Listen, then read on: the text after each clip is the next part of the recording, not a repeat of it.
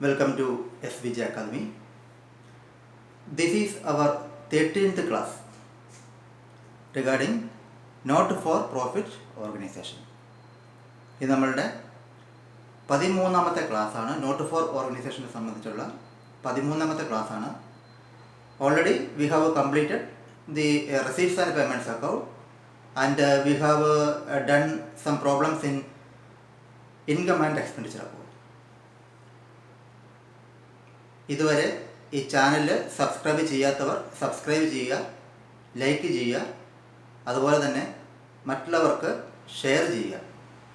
നമ്മൾ കൂടുതൽ videos upload ചെയ്യുമ്പോൾ അപ്പോൾ തന്നെ നിങ്ങൾക്ക് നോട്ടിഫിക്കേഷൻ കിട്ടും. എല്ലാവർക്കും ഷെയർ ചെയ്യുക, അവരോട് സബ്സ്ക്രൈബ് ചെയ്യാൻ പറയുക. അപ്പോഴേ അവർക്ക് കൂടുതൽ വീഡിയോസ് അപ്പോൾ ലഭിക്കുകയുള്ളൂ. ഇത് നമ്മളുടെ +2 2ാം വർഷത്തെയാണ്, ഫസ്റ്റ് ചാപ്റ്ററാണ്. എല്ലാവർക്കും ഈസി ആയിട്ട് അക്കൗണ്ടൻസി പഠിക്കാവുന്നതേ ഉള്ളൂ. ബുദ്ധിമുട്ടൊന്നുമില്ല, വളരെ എളുപ്പമാണ് കാര്യങ്ങൾ. പഠിക്കുന്ന ചില രീതികളുണ്ട്.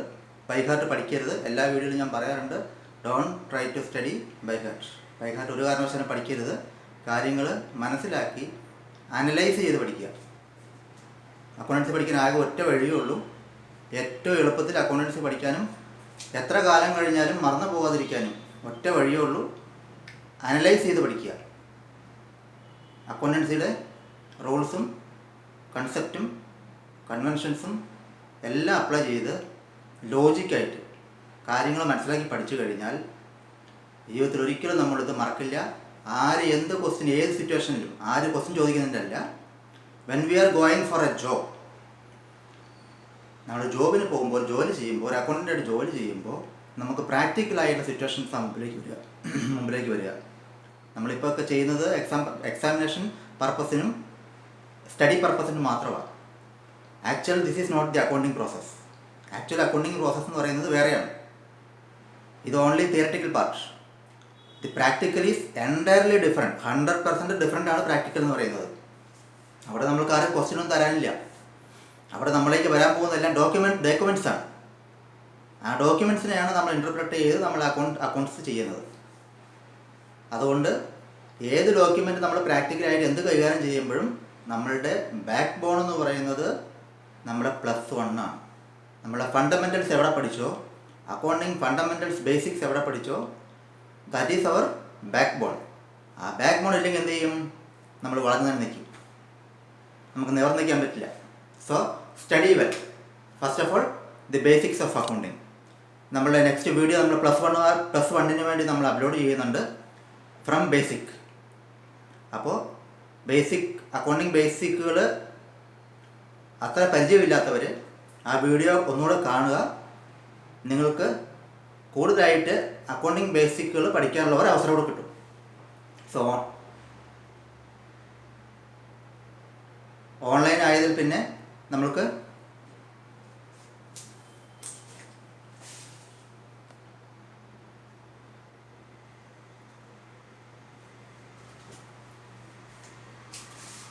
ഓൺലൈൻ ആയതുകൊണ്ട് നമ്മൾ കാര്യങ്ങൾ പഠിക്കാൻ വേണ്ടിയിട്ട് കൂടുതൽ എളുപ്പമുണ്ട്.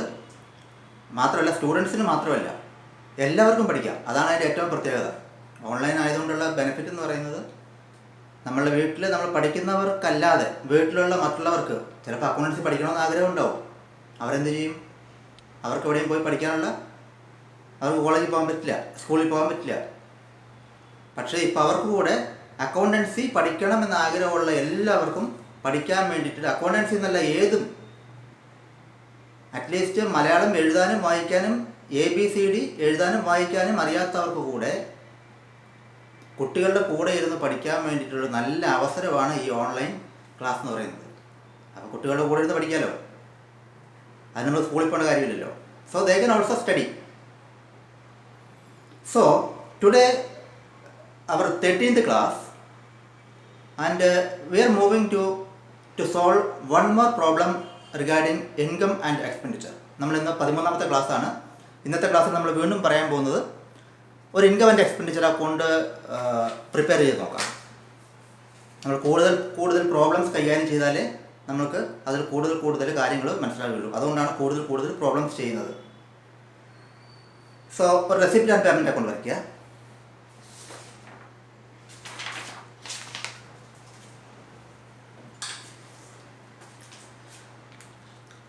Please write down the question. From the following receipts and payments account of receipts and payment account of Jaipur Sports Club. Prepare income and expenditure account. For the year ended 31st March 2019. From the following receipts and payment account of Jaipur Sports Club, prepare income and expenditure account for the year ended 31st March 2019. ഒരു receipt and payment account വരയ്ക്കുക. Receipt, amount, payment, amount. Title receipts and payment account of Jaipur sports club. താഴെ for the year ended 31st March 2019. Receipts, amount, payment, amount. Now, started with the receipts. To balance brought down 2 lakhs. ഇവിടെ ഇപ്പോൾ balance brought down 2 lakhs എന്ന് മാത്രമേ പറഞ്ഞിട്ടുള്ളൂ. എന്ന് പറഞ്ഞാൽ that means it should be an opening cash.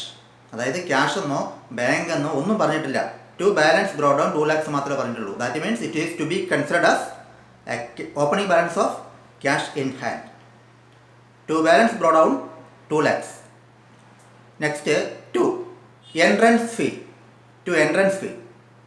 അതിൻ്റെ താഴെ inner കോളത്തിന് എഴുതുക 2017-18 2017-18. അവിടെ തന്നെ എമൗണ്ട് എഴുതുക 10,000. തൊട്ട് താഴെ 2018-19 2018-19 50,000 50,000.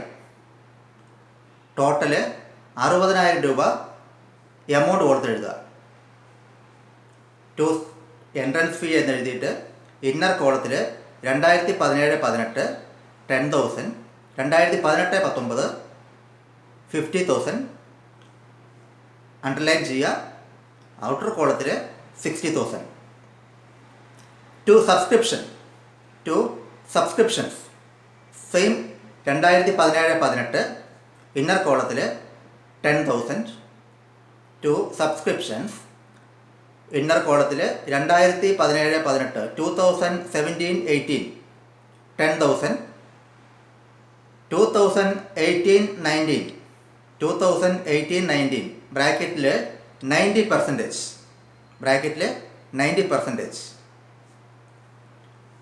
എമൗണ്ട് 90,000. തൊട്ട് താഴെ 19-20 5,000. 2017-18 10,000. 18-19 ബ്രാക്കറ്റിൽ 90% 90,000. 2019-20 5,000 അണ്ടർലൈൻ ചെയ്യുക. ടോട്ടൽ 1,05,000 എമൗണ്ട് കൊടുത്തെഴുതുക. ടോട്ടൽ സബ്സ്ക്രിപ്ഷൻ എന്ന് പറയുന്നത് 1,05,000 ആണ്. അത് 17-18 10,000 ഉണ്ട്.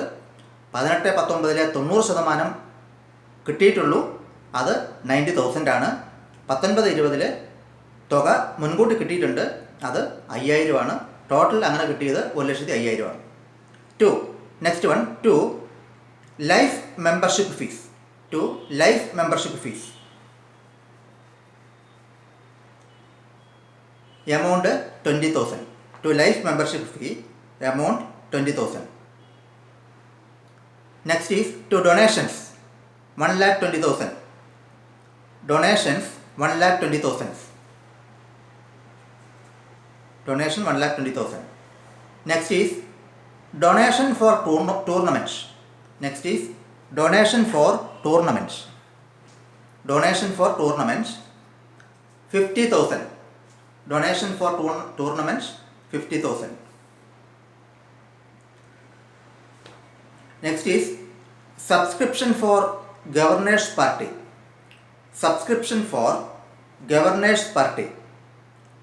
15,000 15.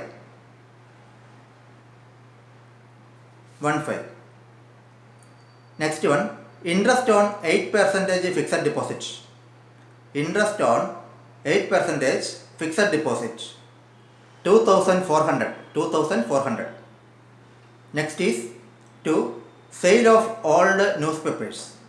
To sale of old newspapers, amount 500. To sale of old newspapers, to sale of old newspapers, amount is 300, not 500, 300. Next is sale of old sports material. Sale of old sports materials. അതിൻ്റെ ബ്രാക്കറ്റിൽ എഴുതുക book value rupees 1200. Book value rupees 1200. Sale of old sports material ബ്രാക്കറ്റിൽ book value rupees 1200.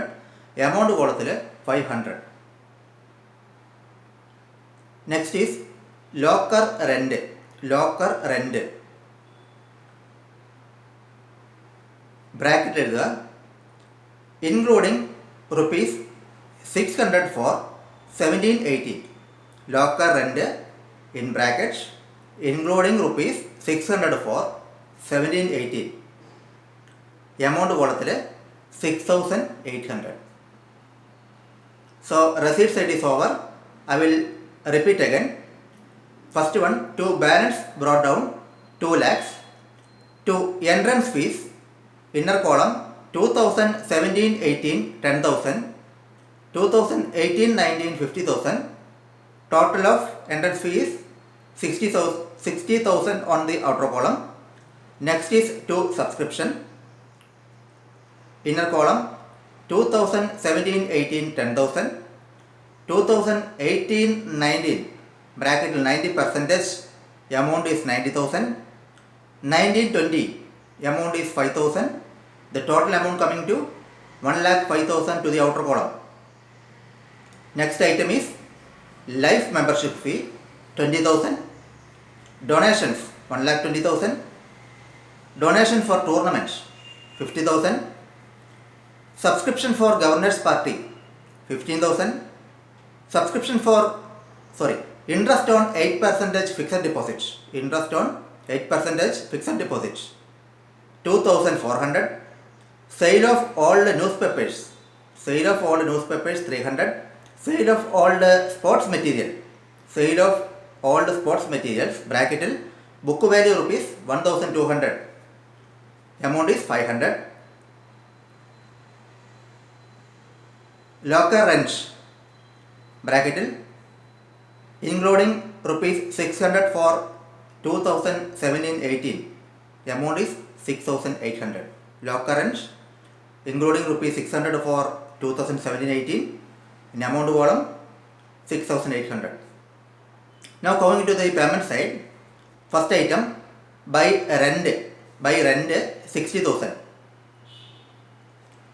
By rent 60,000. By rent in the bracket, not down to the bracket, including rupees 15,000 for 2017-18.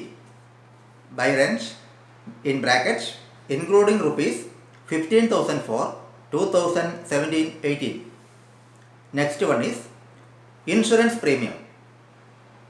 In brackets including rupees 15,000 for 2019-20. By insurance premium in brackets including rupees 15,000 for 19-20. Amount കോളത്തിൽ amount is 60,000. എന്ന് പറഞ്ഞാൽ first one പറഞ്ഞു rent including rupees 15,000 four 17-18. നമ്മളുടെ financial year എന്ന് പറയുന്നത് 31 March 2019 ആണ്. അതിൽ 60,000 രൂപ നമ്മൾ റെൻറ്റ് കൊടുത്തിട്ടുണ്ട്. ആ 60,000 രൂപയിൽ that 60,000 includes rupees 15,000 relating to previous year. That means relating to 17-18. Insurance premium, out of insurance premium rupees 60,000, an amount of rupees 15,000 relating to next coming year. അപ്പോൾ 60,000 അടുത്ത വർഷത്തേക്കുള്ള പേയ്മെൻറ്റ് നമ്മൾ 15,000 രൂപ അഡ്വാൻസ് ആയി കൊടുത്ത തുകയുണ്ട്. Next item is sports equipments amount 50,000. By furniture 60,000. By furniture ബ്രാക്കറ്റിൽ എഴുതുക. Please note down in bracket. Purchased on 31st March 2019. Purchased on 31st March 2019. Amount 60,000. അതായത് 60,000 രൂപയുടെ ഫർണിച്ചർ വാങ്ങിച്ചു എന്ന് March 31, 2010. അതായത് നമ്മുടെ സാമ്പത്തിക വർഷം അവസാനിക്കുന്ന അന്നത്തെ ദിവസം നമ്മൾ 60,000 രൂപയുടെ ഫർണിച്ചർ വാങ്ങി. Next item 8% fixed deposit.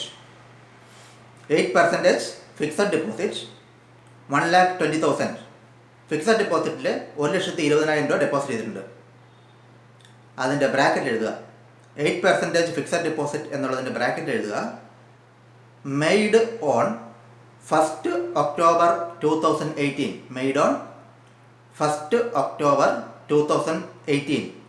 അതായത് ഡെപ്പോസിറ്റ് ചെയ്ത ഡേറ്റ് എന്ന് പറയുന്നത് 1/10/2018. 8% fixed deposit in bracket made on 1st October 2018. 1,20,000. Next item is tournament expenses. Tournament expenses 10,000. Next is books 20,000. Books 20,000. Next newspapers. Newspapers 1,000. Newspapers 1,000. Next printing and stationery. Printing and stationery 19,000. 19,000. Printing and stationery 19,000. Next by balance carried out. By balance carried down 1,80,000. അതായത് ക്യാഷിൻ്റെ closing balance ആണ്. അതായത് receipts and payments account total ചെയ്ത് നമ്മൾ balance ചെയ്തു. ആ balance ചെയ്ത് കിട്ടിയ ക്യാഷിൻ്റെ closing balance ആണ് 1,80,000. I will repeat again. The payment side I will repeat again. First one, by rent in bracket including rupees 15,000 for 2017-18. Outer column 60,000. By insurance premium bracket including rupees 15,000 for 2019-20. In amount column 60,000. By sports equipments 50,000. By furniture in brackets purchased on 31st March 2019. In amount column 60,000. By 8% fixed deposit. By 8% fixed deposit in brackets made on 1st October 2018. 31/10/2018. Amount column 1,20,000. By tournament expenses 10,000. By books 20,000. By newspapers 1,000. By printing and stationery 19,000. By balance carried down 1,80,000. So total the receipt side. The receipt side total will be 5,80,000. Receipt side in the grand total എഴുതുക 1,80,000.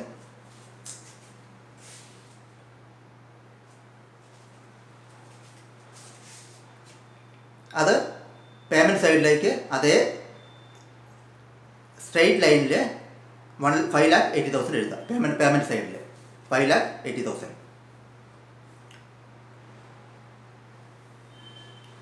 So prepare income and expenditure account.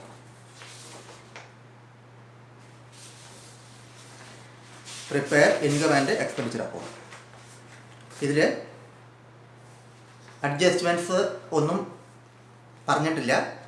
പക്ഷേ question inner സൈഡിൽ തന്നെ കുറച്ച് adjustment ഇൻഡയറക്റ്റായിട്ട് കുറച്ച് adjustments പറഞ്ഞിട്ടുണ്ട്. Okay, so you prepare an income and expenditure account, and in the next class we can discuss the solution. അപ്പോൾ നിങ്ങൾ സ്വന്തമായിട്ട് income and expenditure account prepare ചെയ്യുക. നമ്മുടെ സ്റ്റെപ്പുകൾ ഫോളോ ചെയ്യുക. First, go through the question. Second step, mark it as expense, income, balance sheet assets or balance sheet liability. If any adjustments in direct or indirect, That adjustment should be marked by a symbol for identification. Then draw the income and expenditure account. Place all income on the income side and all expense on the expense side. Add or deduct the adjustments. Your answer will be perfect. So on the next class we can do the solution. അപ്പോൾ എല്ലാവരും like ചെയ്യുക, share ചെയ്യുക, subscribe ചെയ്യുക. എല്ലാവർക്കും good bye.